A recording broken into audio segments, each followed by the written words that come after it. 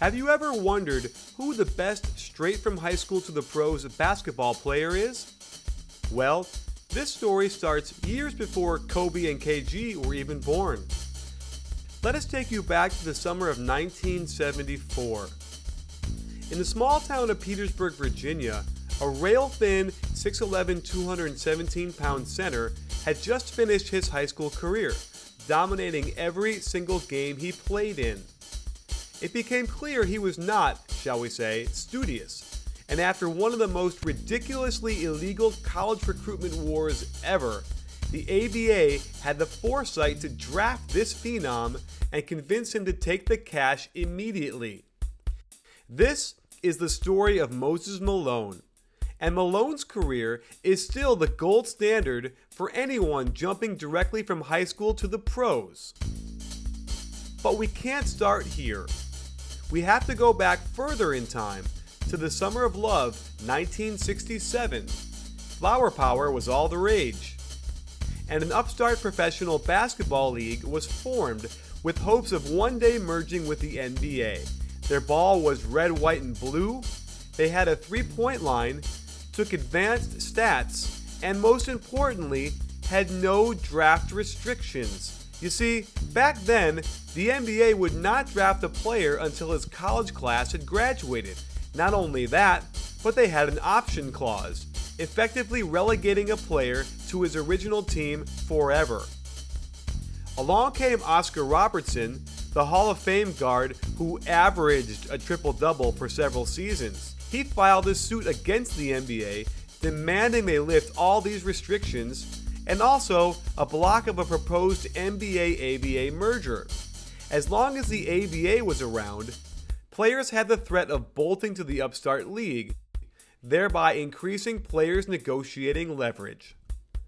The NBA, relenting to the pressure from the ABA and the Oscar Robertson suit, decided to have a double-secret probationary supplemental draft on December 30th, 1975 for the 5 ABA players whose college classes had not yet graduated.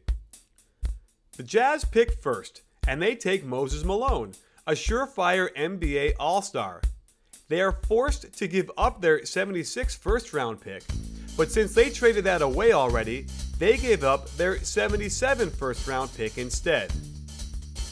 So heading into the 76 season, the Jazz could have had a healthy Pete Maravich and a monster in the middle with Malone.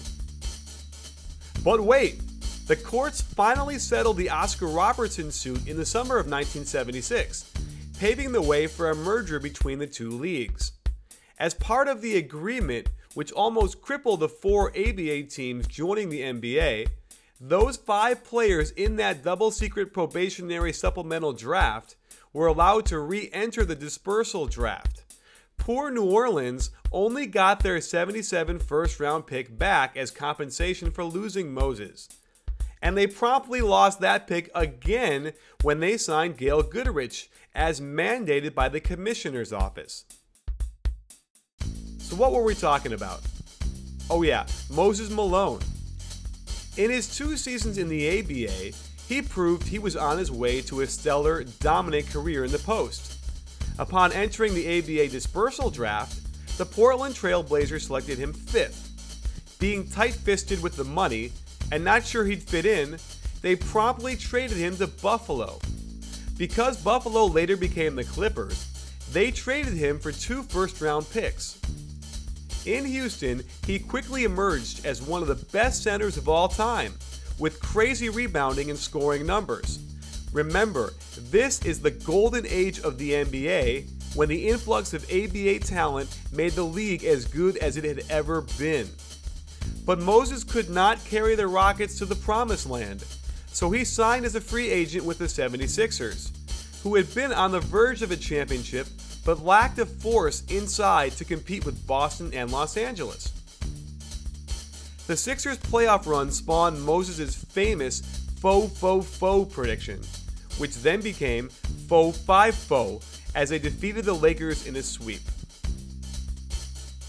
In the end, when you look at his accomplishments stacked up to the other players who made the jump from high school, there is very little doubt that his career has surpassed that of any of his peers.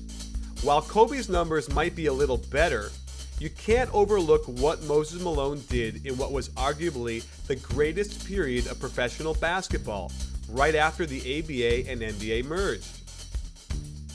His dominance against so many quality big men shows you why he legitimately deserves the title of best player ever to jump from high school to the pros.